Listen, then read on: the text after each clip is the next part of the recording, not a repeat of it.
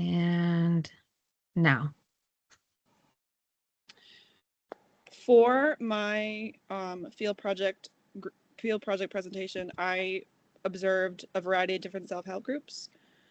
Um, so I did a mixture of online meetings and in-person meetings. So I did around 3 to 4 AA meetings through in the rooms, and these were mainly STEP meetings. And during these meetings, the participants and the instructors, focus on a single step in the 12-step program, and they kind of discussed and talked about, different experiences about that step and kind of progress and overall feelings about that step.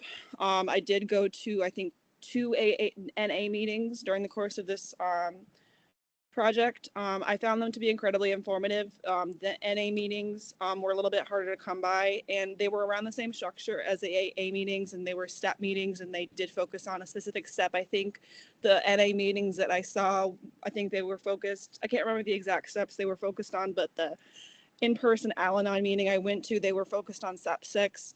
All of them were incredibly informative. The instructors focused mainly on making sure that the individuals were comfortable, and they focused more on peer support and encouragement.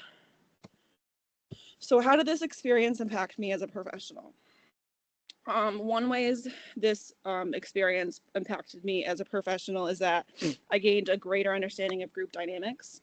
So after watching the in the rooms and the in-person self-help groups, I was able to get a greater understanding of how the group members overall established trust and safety. I was able, when I watched the AA meetings, as I mentioned earlier, you were able to see how much structure was put into these meetings, and how this structure, it created a theme and it helped to foster greater encouragement within members. And it helped to provide an overall supportive environment for individuals where they felt more comfortable sharing their shared experiences. There were times during the meeting where individuals did feel, uncomfortable meeting, and this was met with, extreme camaraderie between different members, and both of them worked together to provide a sense of safety between members. And this helped me, as a professional, see the way the group dynamics work and function in a recovery setting. Another way that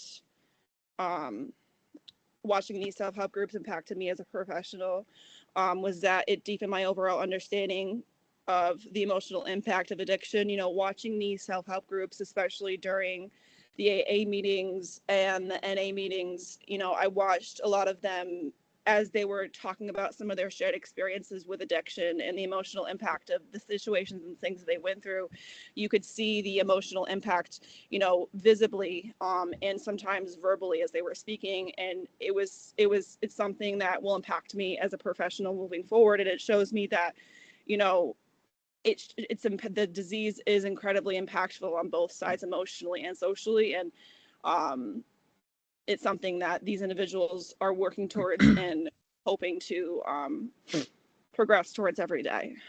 Another thing that that impacted me as a professional during the meeting is that every single person has different engagement through the meeting. So there were some members that were very vocal during the meetings, that were very open during the meetings, that shared openly about different stuff. And a lot of them, some of them were willing to share personal stories where others didn't feel the need to engage as much. And I think this shows that recovery can look different on anyone. So it reinforces my already established belief that recovery can look different on everyone else. So participating on these self-help groups did not change or impact my view on substance use, but it did impact my overall view of recovery. I think I know before I observed these different self-help groups, I had a different view on recovery than I do now. When I first, started this class, and just as I was going through different life experiences, I didn't take into account the level of insight that individuals who are going through recovery have, and the readiness for change that each of them show. And one of the key, one of the things one of the most relevant key takeaways that I guess I had from watching these meetings was I remember one of the individuals, one of the participants from one of the meetings, I won't say which meeting, she was her level of insight about, how she and her life choices have directly impacted her in, you know, um, caused her specific challenges was incredibly, it was something that I didn't expect to hear during a meeting. And it was encouraging for me to hear that, and listening to each participant share their personal experiences challenged my assumptions and help me recognize the depth of self-reflection and personal growth that occurs within the recovery process. To touch base briefly back on what I said, the participants shared that they started the recovery journey and then they began to realize the role their own actions and decisions played in the challenges that they faced.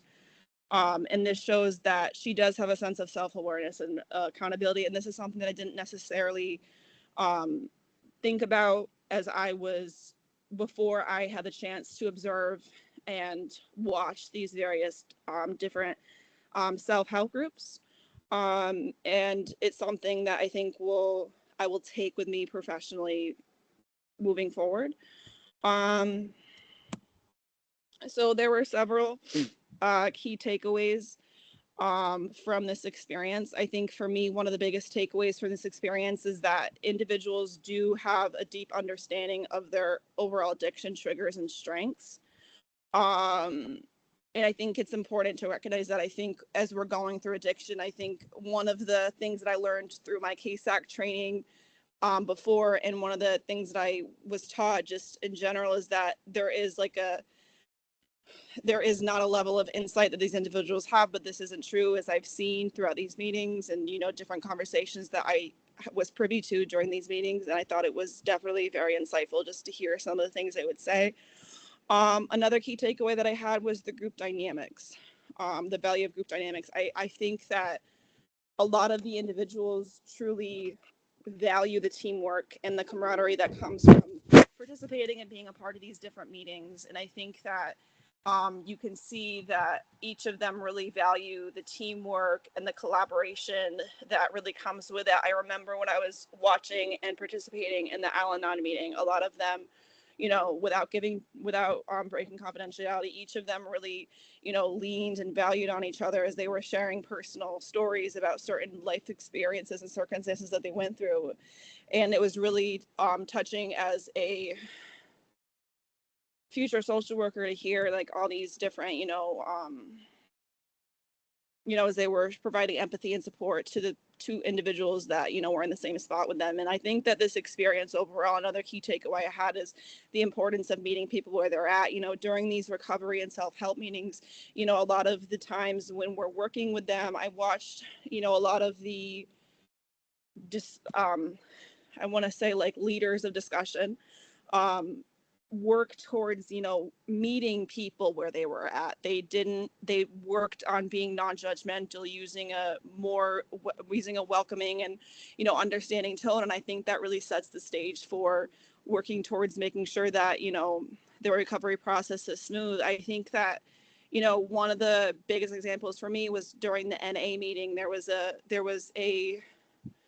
an individual who was getting, a little bit anxious during the meetings, and I want to say the discussion leader was able to, talk to him, and he met him where they were at, and it was really nice and interesting to see. And I think that that's something that, again, will take with me as a professional, and definitely. And I think that, in general, like the biggest key takeaways I can take from watching these self-help groups is I think that it's really important to understand that recovery can look different on everyone else. So as much as, some people really value going to online recovery meetings, and that doesn't mean that their recovery process doesn't mean that they're behind in the recovery process. It just means that recovery looks different on everyone else. And this was a big topic of discussion in all of the different various meetings that I went to across my experience.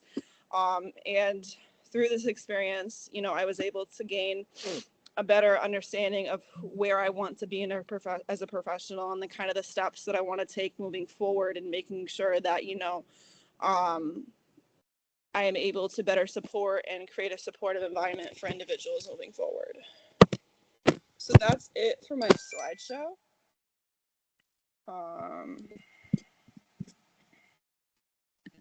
I thought it was very interesting. My name's Faiza. I thought it was very interesting how you associated the chairperson as being like the therapist. Um, and um and also like how they created like how you would compare as like a therapeutic alliance. So I thought that was really interesting, like a from your key takeaway there, personally. um, I did have some questions. If you guys, never mind, you guys are raising your hands. I apologize. Megan, did you want to say something? Yeah, just real quick. I just wanted to say, I don't know, my hand keeps raising. But I liked how you discussed like how everyone's recovery is different for everyone, and that even if like during the meetings, not everyone would share, but I bet each time they would still take away something from the meeting, even if they didn't discuss through the meetings, and just listen to other people's stories. I bet they probably got beneficial insight from all that discussion as well.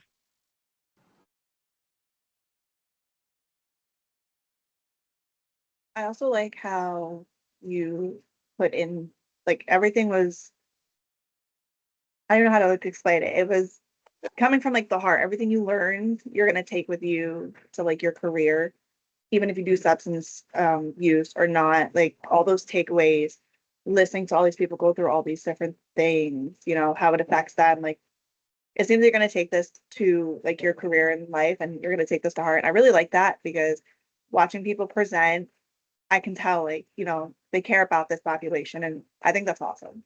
Yeah. Do you guys want me to ask I had like 2 or 3 questions. Do you want me to ask, or do you want me to?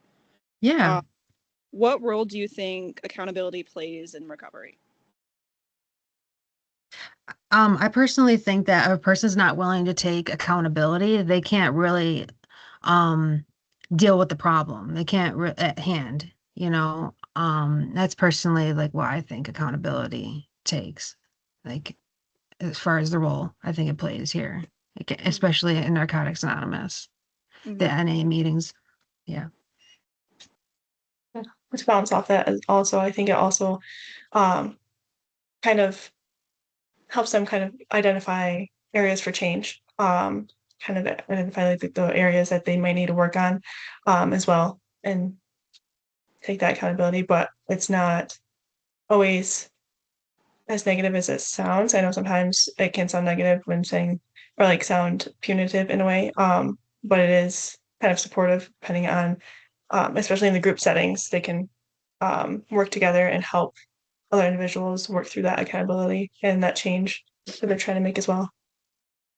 I think accountability does play a role because like personally, if I don't take accountability for my actions, then I'm changing not for myself, I'm doing it for somebody else. And I feel like if somebody Yeah. takes accountability for their actions, they're gonna want to change for them. I think that's the best way is to change for you and not change for somebody else. So taking accountability allows them to change for them because they're taking accountability for what they did. And what do you guys think are the strengths of a peer-led support group compared to a professional treatment?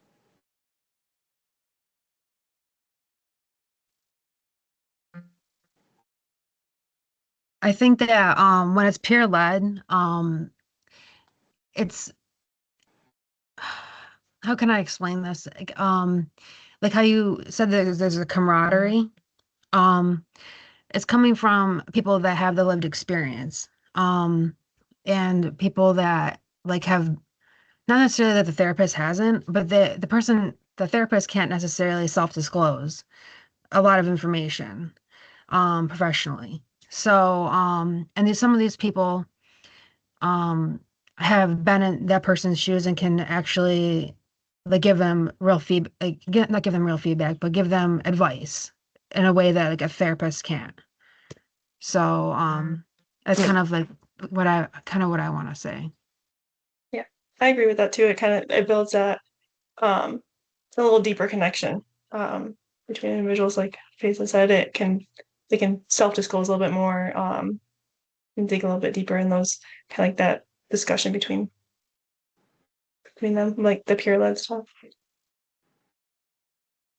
I also agree with what you guys both said. Also with peer, like knowing that the social worker has to disclose some of their information, like what they've gone through personally. I feel like having somebody there that's gone through at least something similar to you gives you like a comfort space.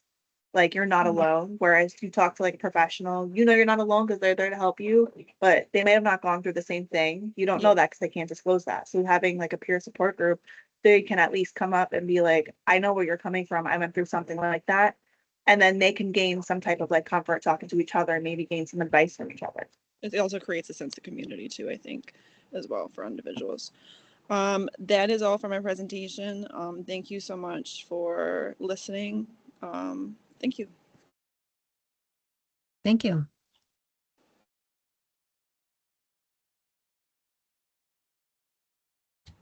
Oh, I'm just realized I'm going to share my screen.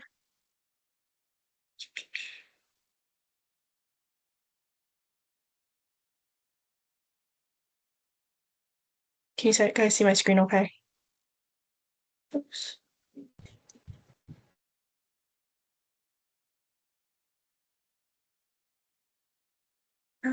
Sorry.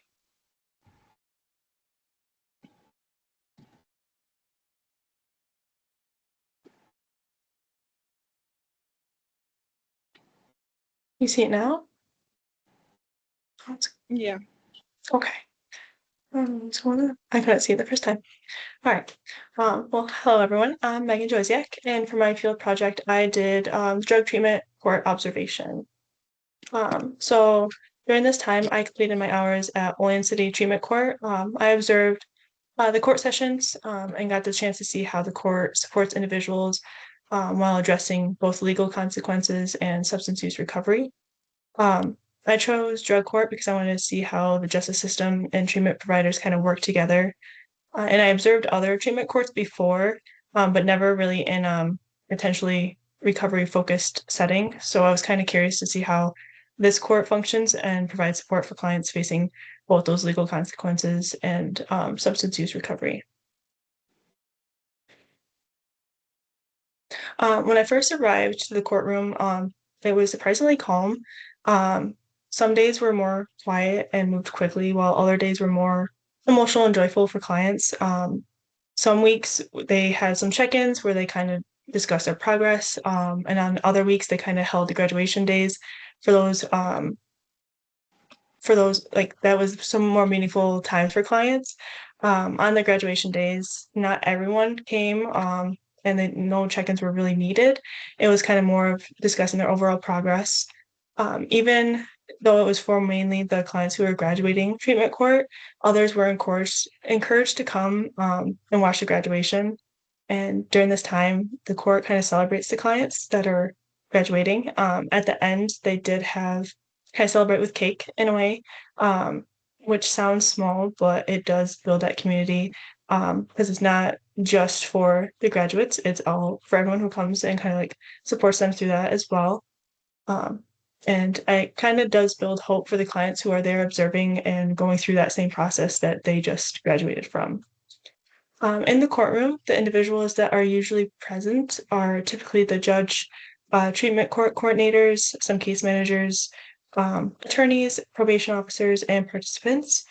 Everyone has a clear role, but overall it seems very collaborative rather than one-sided or one-sided like directed. The structure of the session usually involved, like I said, the check-ins and updates. If a client was in a treatment facility, the facility usually sends over weekly updates.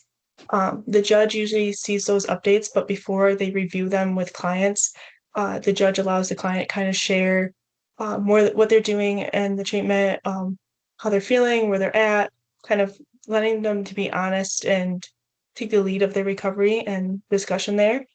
And then there are times where there are clients who are sanctioned, but that mainly goes depending on behavior or missed expectations. But there are also rewards, like moving up in phases and getting closer to that graduation phase. They also have something that's called the Good Standing Dollars, which I thought was pretty cool. I've never heard about it before. But it's kind of like it depends on what the client is looking like wants in a way, but they have little options and some of them are like gift cards or these little tokens. And they get those when they meet expectations through the core through the phases and stuff. So I thought that was pretty cool. One moment that also stood out to me was how the judge interacted and participated with clients. He was direct, but also encouraging and supportive.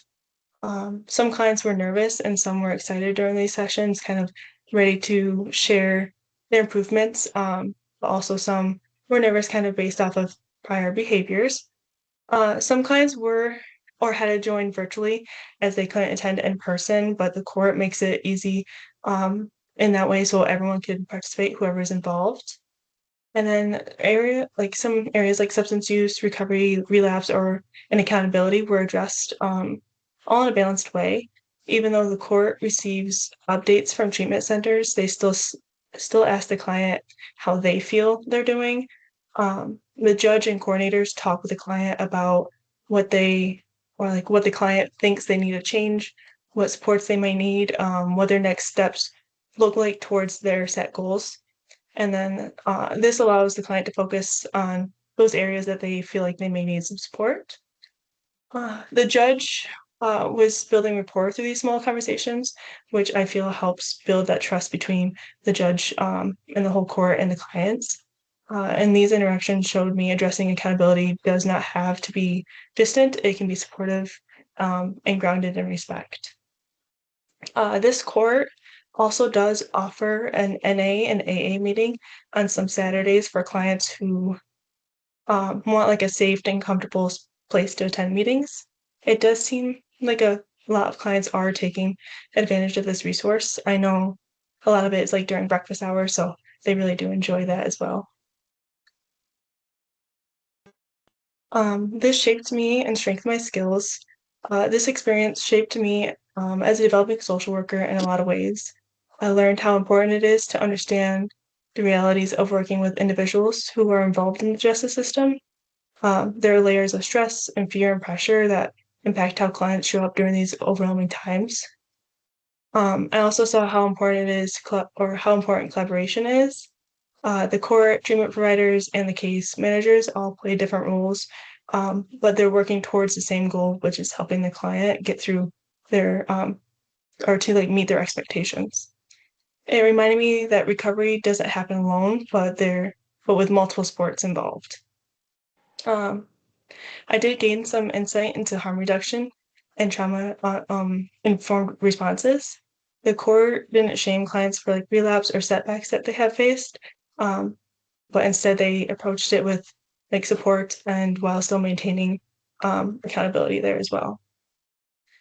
This also strengthened my ability to observe without judgment. I watched clients share their progress and challenges that they were facing, which helped me practice holding space for clients without assuming their story.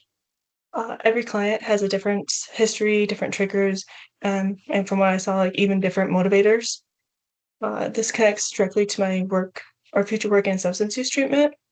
It reinforces the importance of meeting clients where they are, understanding the systems they're navigating, and supporting them in like compassionate ways.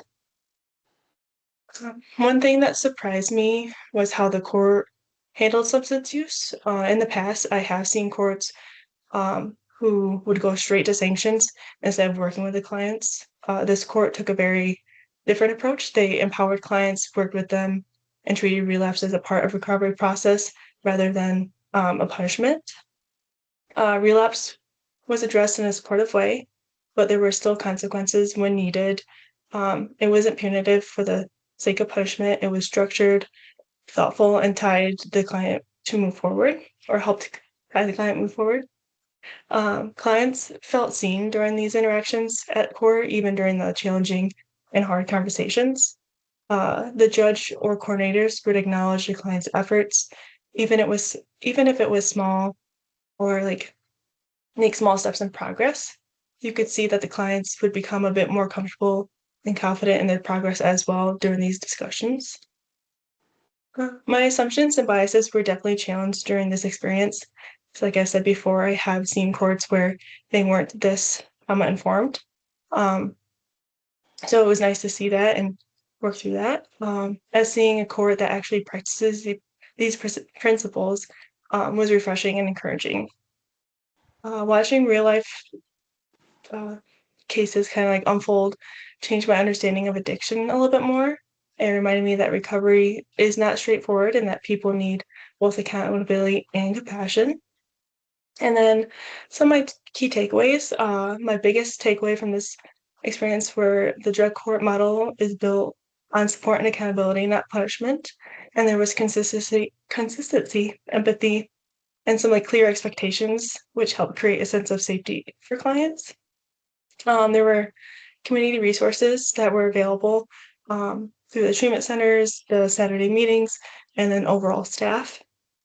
Utilizing non-punitive approaches, which helped structure an effective change for clients. And then clients responded better when they felt respected, heard, and supported. So as a future social worker, I want to carry forward this idea that people do better when systems work with them and not against them. All right, so concludes my presentation, and I'd like to take a couple of minutes for a discussion or any questions.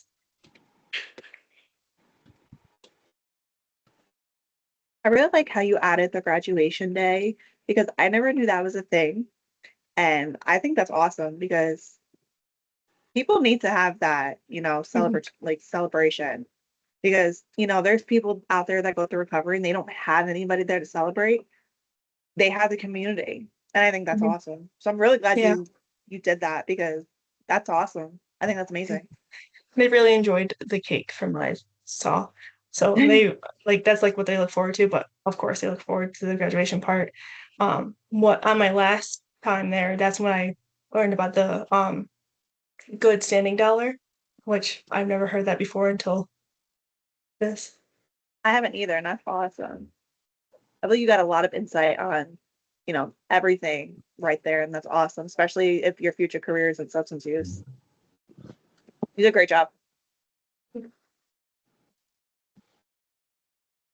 I just wanted to say, I liked your presentation. I liked the overall organization of it. I liked how like detailed you were when going over like the project details in terms of like going over like what exactly happened during it. And I do agree with Brianna. I do like how you included the graduation stuff. I think that was a really interesting part. That's like that I didn't even know that was a thing for a drug court. I didn't even know that was something that they did. So it was interesting to learn about that stuff. So you did a really good job.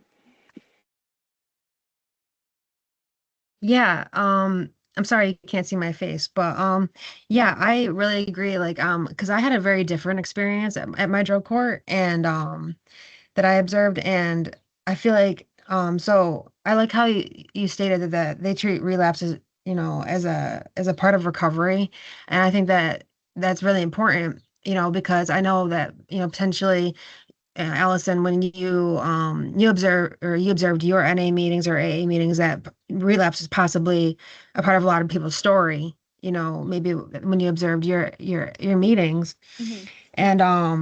and so I love that you said that, and also how I don't know your exact terminology or how you exactly said it, but are the systems they are trying to overcome. I took note of that. I was actually taking notes as you were going through because I think you did a really great job on this. And also that system should work with people and not against them.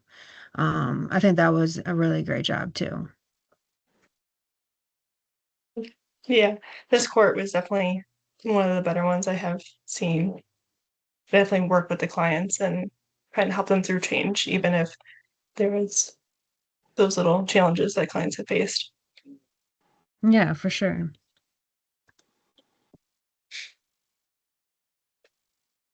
I don't have any questions after that, so but thank you guys. Yeah. Awesome. All right, I'm gonna share mine. Hmm.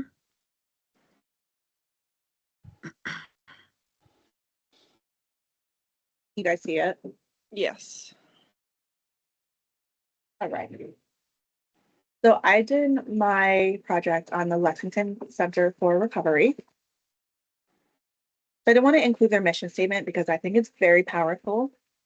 So Lexington Center of Recovery's mission statement is to ensure that the needs of individuals, families, and those in the community affected by substance use disorder are addressed through a holistic approach to recovery with the recognition that healing comes within a loving circle of support. They strive to provide quality community-based client-centered services to those affected by substance use disorder, no matter when or where the need arises. And the agency understands that substance use disorder is a chronic illness and that treatment should be provided based upon the presenting needs of the individual. What is Lexington Center for Recovery? So first, I wanted to add their primary goal. The primary goal is to offer a program of recovery which respects the dignity and individuality of each person affected by alcohol and substance abuse.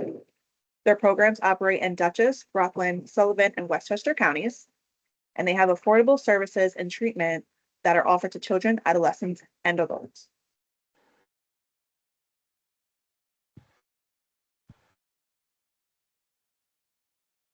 So while I was there, they do something called a milestone packet. So there's 5 milestones that they have to complete, and in each milestone, there's different parts. And once they're done with the parts, they have to present it during a group session. So what the packet is it marks where the person is in the treatment assignments. So for them to be done with Lexington, they have to be done with all of their milestone packets. They are done individual during recreational time, which is in the beginning of the day, so after morning meeting. Each part of the packet must be signed by the person running the group after that part is presented. So they must present this packet and the part that is done for that week, and then they get it signed and they can move on to the next. So there's also a DBT group that I also sat in. DBT is also known as dialectical behavior therapy, which was kind of awesome because not a lot of people knew what that meant. So being able to know and have insight before I walked into the group was awesome. This group was set up as more of a group discussion. So it wasn't like you were having like a meeting like most of the groups I attended. This one, the facilitator came in, talked about a couple things, and then gave it to the group and let them discuss what they wanted to. The group facilitator mentioned the 12 steps from the AA Big Book, and a lot of people in the group were able to connect to the steps that they were talking about. And self-medicating was mentioned an abundance of times during the group discussion. The other group that I attended was Identity and Self-Esteem group. And with this group, a lot of people were able to identify them and actually kind of find who they are without even knowing that. They also had help from their peers that were in the group. So what the group facilitator defined identity is who you are. They define self-esteem as who you think you are, and the values is what is important to you. So in the group, they went around and talked about finding who you are without your roles. So for an example, they would want me to basically tell the group who I am without saying that I'm a college student. So I would say that I'm honest, smart, hardworking, caring, and etc. How did this experience impact you as a professional? It showed me how difficult it is for someone who has an addiction to be ready for help. So a lot of the people there were there for their first or second time. They came up to me and, explained that it was hard for them to understand that they need help and to realize that this is what's going to make their life better. People with substance use disorder sometimes see themselves as powerless. And that statement was very powerful to me because no matter what you're going through, you are powerful. It also allowed me to realize that as a professional, we need to be ready to help them at the pace they want to go. Some people are ready to get right into recovery. Some people need that extra time to talk about what they went through before they're ready to start the process of like the milestone packets. How did this experience change or impact your view about substance use? It can be challenging to admit that you need help when you're using a substance. Substance use can be at any age. So there was a variety of different ages while I was at Lexington. Sometimes your family can impact the use for substance use. I would never think that a family member would impact a substance use. I thought they would try to push their family member away from using a substance. Substance can feel like a norm for somebody who has done it for a long period of time. I did not know that substance use could feel like a norm until after my time at Lexington. I thought that it would be like an activity that people use, but it's actually like the normal thing to do in their life. My key takeaways is you must be ready to put your own feelings aside and help those in need the way they need to be helped. So no matter how you're feeling about the situation, you got to put your feelings aside. There will always be stories that are difficult to hear, but those are the stories that may need to be talked about because they can help the recovery process. Lexington offers different groups and they get to pick which group they think they need to better help their recovery. For example, like the DBT group and the self-esteem group. Trying to help someone feel like they have power when they feel powerless can be very challenging. It was very challenging to have somebody come in and say that they're powerless, and then having the group facilitator try and tell them that they do have power, and the power they have is to coming and starting the recovery process. Peer support is very important when it comes to recovery because having that support, knowing that's what somebody went through and you can relate to them can actually give you like that comfort to talk with them or feel comfortable talking in the group. And I got my references off the Lexington page. And it is open for group discussion. I like the milestone packets and like that process. I thought that was pretty cool. Never heard of those before. I've never actually heard of the identity. What was the identity and like what was, I don't know the official name. Self-esteem. Self-esteem. I've never actually heard of that. That must have been really interesting to watch. Just kind of Mhm. going through and like watching it. Was that like would out of all the groups that I guess you watched, which one do you think was like the most like informative, I guess, for you as a professional? I think the most informative one was actually the self-esteem identity one because usually like in college, I would be told, give us, a little something about you. And I always say I'm a college student. That's my identity. I'm a full-time manager college student. But then he was like, no, your identity is like without your role, who are you? And like it was hard for people to actually say who they are without saying I'm a mom or I'm a sister or I'm a manager. Like it was really hard. And that actually like opened up my eyes to be like, wow, it really is hard for even myself and like other people to actually see who you are without a role. It's like very Nice. informative to like now I know like as like a social worker to actually like go into like a session like who are you without being a brother or sister, a mother, a father, who actually are you? And that actually shows them like the strengths that they have. And then they also brought that back as see, you do have power. You have power to be honest. You have power to be caring. Nice. Nice. I've seen that with some of my clients. They struggle with identity and trying to figure out who they are outside of those little things there first, and outside like their substance use. Well, I think that's really impactful because especially when a person is faced with substance use, um, like, h- like not only do they struggle with their identity, but how do I say this? Like they, I don't know, I had it in my head, but they, man, I had it in my head. I'm sorry. I had it in my head. Something like, okay, I'm sorry.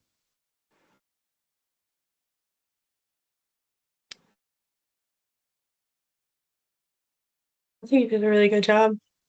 Yeah, I like think you did a I'd say a great lot of job. it. It was Like, very powerful. Like I walked in there and I didn't know what I was gonna like walk into. And then I left with like so much information and it was like, wow, I could really bring like a lot of this information to like my career in my field. It was awesome. It was very impactful. With the milestone packet, so like, do they all? Is it every group they have to bring them in? I can't remember that part. Yeah, so what they do is when they first arrive, they get a milestone packet. So it's milestone, I believe 1 through 5. And you have to complete like different sections, and each section is done. You present it to your group. So at the end of the day, I don't think it's every day, like every day is different groups, but I think it's once or twice a week. you have to go and present your like small little piece, and it has questions about like your recovery. Like one question was like, who helped you with recovery, or what is your obstacle with people helping you with recovery? Is there somebody that's not helping you? Is there somebody that's holding you behind? They would present that, and then they would do like what we're doing now and get like a group discussion from like the peers that were there, and it kind of like boosts them up a little bit. So like each person would do it, but not everybody would present at the same time, just when they're Do they- comfortable and like ready to. Yeah. Do they move through the milestones like at the same time, or is everyone like at a different milestone? They're all at different places. Somebody was still on milestone 1 and somebody was on the last milestone. Okay. But I feel like it also Yeah, depends on when they get there as well. Like when I was there, they tell me it's like a certain amount of days, but they'd say it more like a 3 to 5 month program, depending on how fast you go through your milestones. And it also depends on like your progress as well. Like just because you go through the milestones and you still say that you still need like some help, they'll keep you there. Like they're not going to tell you finish your milestones, like you're on your own. They will keep you there. It's kind of like the phasing paperwork in the treatment court. How is that? That's like how their phases work. They have to complete a certain amount of expectations before they can face that next phase. Yeah, that sounds pretty cool. Thank you guys. Okay, I'll share mine.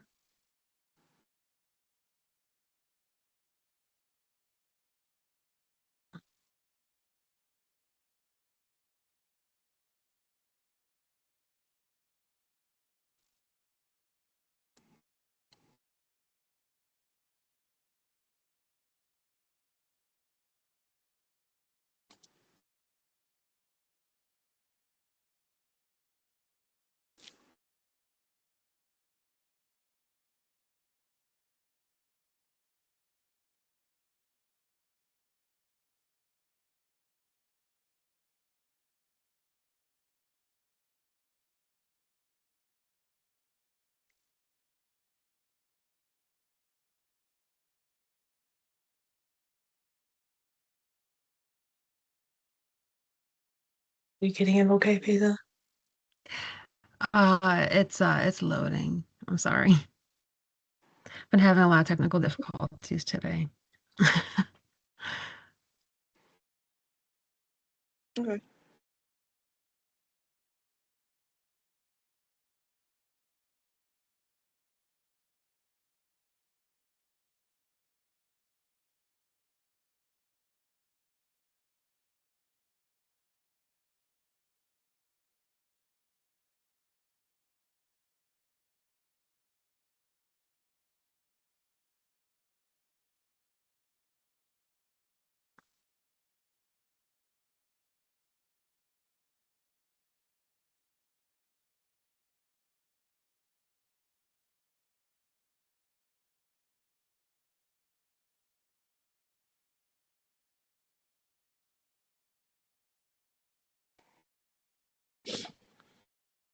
Okay, can you see it okay? Yep. Or is it still Yeah. loading? You can see it.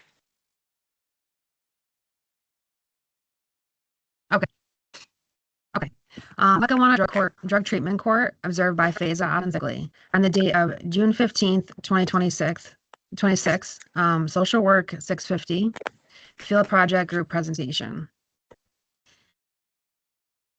You keep cutting out for me. I can't hear you. Oh, really? Oh, you can't hear me? Am I still cutting out? Yeah, you're still cutting out for me. It might be me though. I'm cutting out.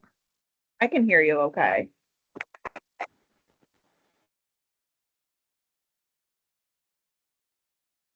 Can you hear me?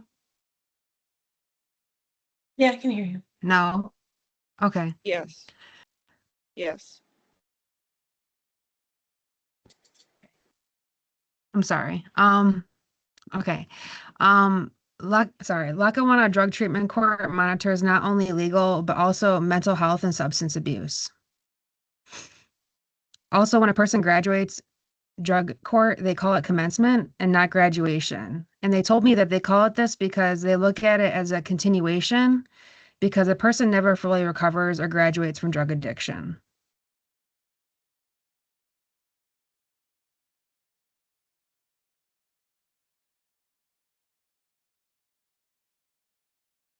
Can you guys still hear me okay?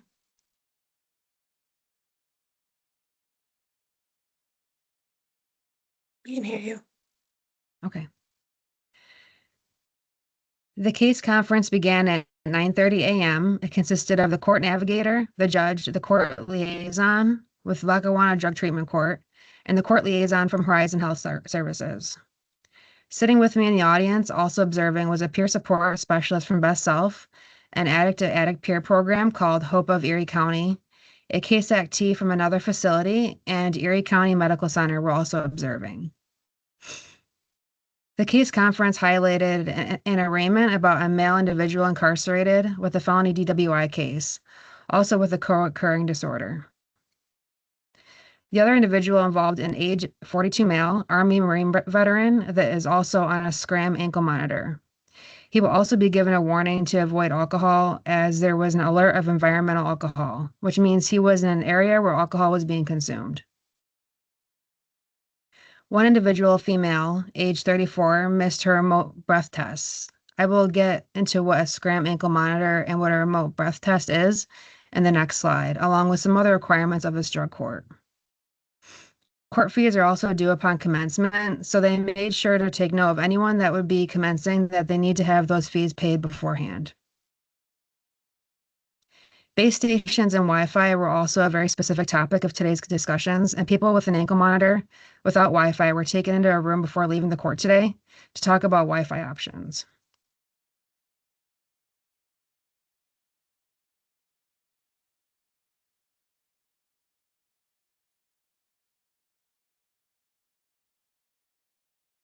Drug court requirements. These are just some, not all, of the requirements, and are just from what I gathered from the day I observed. What is a SCRAM? So a SCRAM stands for Secure Continuous Remote Alcohol Monitor. And if you have the ankle monitor, you don't have to have the remote breath test. But if you have one, you do not need the other.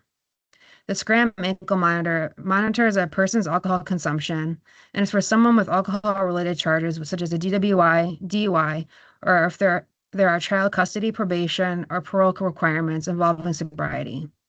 It takes readings automatically throughout the day and night and sends data to the courts that can detect if the individual wearing the bracelet is in an area where alcohol is being consumed or if that individual is consuming alcohol. The ankle monitor is not free and comes with a cost, and as does the base station, and does require a home Wi-Fi to be installed for the ankle monitor. In-person drug testing at court is still required even if they have the ankle monitor. A remote breath test is also a form of alcohol monitoring that allows a person to take a breathalyzer test from home, work, school, or another location without having to report in person. It uses camera, facial recognition, or other software to confirm the correct person is taking the test and requires the test to be taken at specific times or at random throughout the day. If any individual misses those test times, those are also reported to the courts. In-person drug testing at court is still required even with a remote breath test. And of course, a remote breath test installation comes with a cost. There is in-person drug testing required for all individuals, as well as mandatory NAA meetings. Any balance over $500 requires any balance over $500 requires an individual to report weekly for check-ins.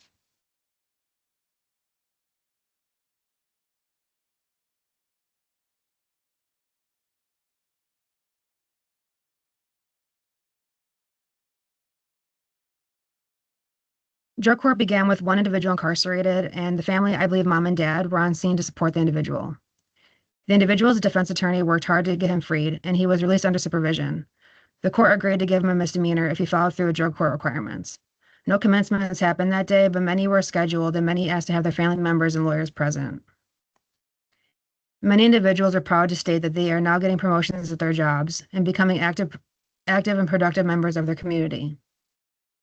The drug court also provided linkages to services such as inpatients at Conifer Park, outpatients, MAT programs, and mental health services. There seemed to be only one individual who appeared to be struggling out of what seemed to be like 20 people in the court that day. That is actually amazing. She had not been able to attend the last drug court and also had been missing her outpatient due to work. The judge had her leave and call her outpatient to make another appointment, as her last appointment was May 6th. She returned with a new scheduled outpatient appointment. When the judge noticed she was distracted and possibly just placating him, he asked her to take a tox. She stated she did not take a tox because she did not have to use the bathroom. The judge stated, "We have all day, or you can drink some water, or you can return at 2 p.m. She said she would come back at 2 p.m. and left crying from the courtroom. Peer Services followed her from the courtroom and offered her services, but the individual did not want help. The judge actually stated that he makes it a policy not to interfere with people's jobs, but they need to make compliance a priority. When the person left crying, I noticed my own personal empathy because I physically went to rise up from my chair and follow her out of the room, and had to stop myself, remember my role as a student, and that I am just observing. After the current participants were finished, there was one orientation. The orientation participant was a female, DWI. She had been a social worker at Family Health Center and stated she had plans to become a social worker at Best Self in Orchard Park.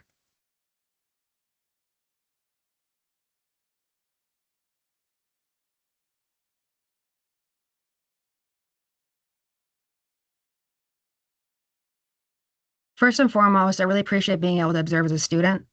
It allowed me to see things from a different perspective. Next, I would like to state the things I saw that was unethical or unprofessional behavior from staff or providers. Going back to the Army Marine veteran with the ankle monitor, after he walked out, I watched and heard the court liaison walk up not only to the court officer, but the other court liaison from Horizon and mouth, "He's hot."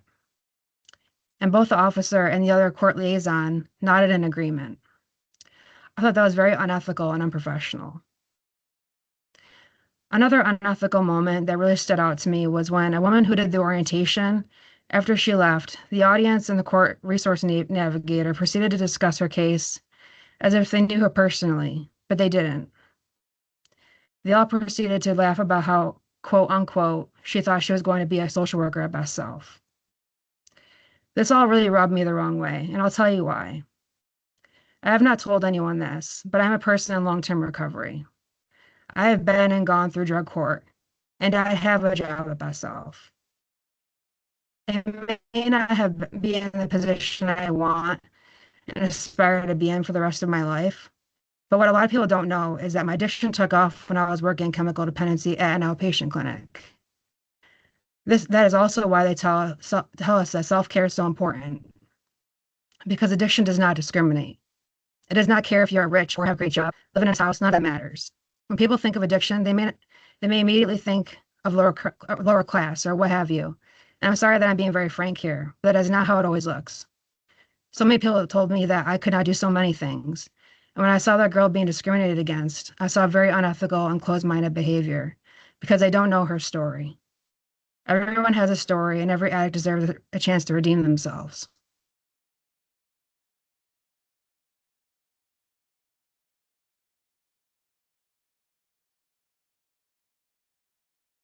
How did this experience change or impact my view on substance use? Some struggle more than others, and an individual has to be ready and willing to make a change in their life. Some individuals need more support than others. For example, the girl with the tox possibly needed more support, but it has to be when that person is ready.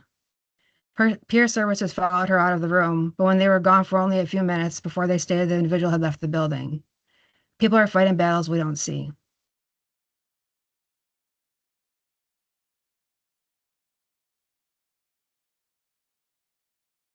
How did this experience impact me as a professional? I definitely noticed my own biases and my immense amount of empathy for those struggling with substance use and mental health. I was also quick to notice the unethical behavior towards a male individual by female staff and providers. I know from being in recovery that an individual in early recovery is very vulnerable to their environment. So it was shocking to me to have staff acting that way, especially when they knew that other people could see or notice their behavior. It was especially shocking that an officer condoned the behavior from the provider.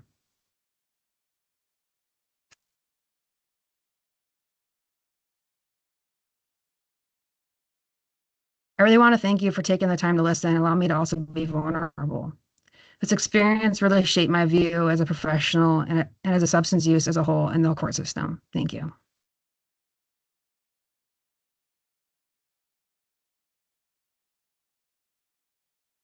I really like the remote breath test. I feel like that could be beneficial for some clients, especially who can't maybe make it to court for those check-ins or those routine checks that they have to do. I never heard of them before, that they could be remote and kind of send the data right in. That's pretty cool. Yeah, I had never heard of them either. And they're also $8 a day too, though. So it could be really expensive. Yeah. You know, but especially if someone can afford them, you know.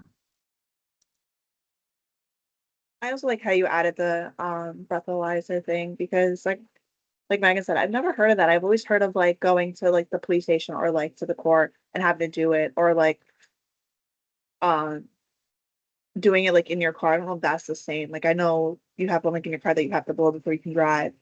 But like $8 a day, I to me I thought it was free and then you said $8. I was like, wow, like yeah, pay for stuff like that. Like you said, it can get expensive. But what also surprised me was the unethical behavior to the Marine veteran. Like with what I learned in like my social work class is like you have to be professional all the time while you're at your job.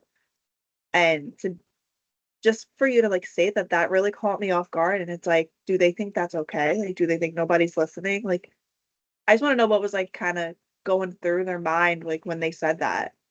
And that just really caught me off guard. Absolutely. Yeah.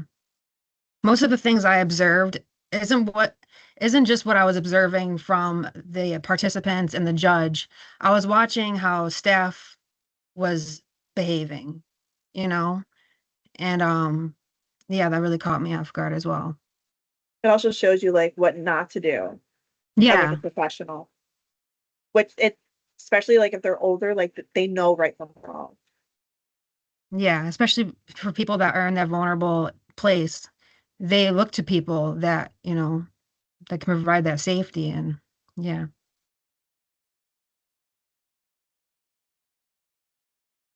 Allison, I think your mic is on or off. Sorry. I agree with Brianna. It was shocking to hear about some of the unethical behavior in terms of a Marine veteran, but I also really liked how you mentioned your own personal biases that you recognized, you know, as a part of going through this treatment. I think that's really important, and I think that's something that I also tried to recognize, you know, as I was going through, you know, different self-help groups, and I think it's really, it's just really important. And I just think you did a really good job in your presentation. I liked the overall organization of it. And I liked how you were able to use like key details from it. So you weren't just like going over like the presentation about what you went over. Like you gave like specific like examples. I thought that was really interesting. And I thought that was a really good tool you used throughout your presentation. Thank you. So it was interesting too, like from the court I experienced to that court. Like I've seen some courts that were more like rushed, but they were still kind of in that ethical line. It was definitely kind of interesting to see both sides of that.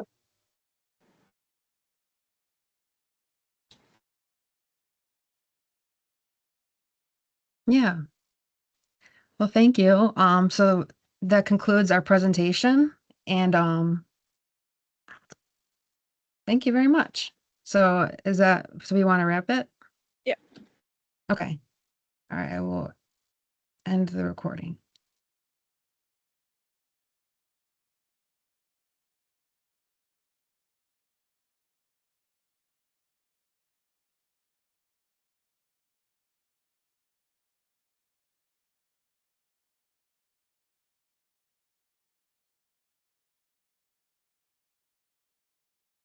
Maybe if we all leave, we'll end. I don't know. It says I'm still recording. Mhm. Oh, got it.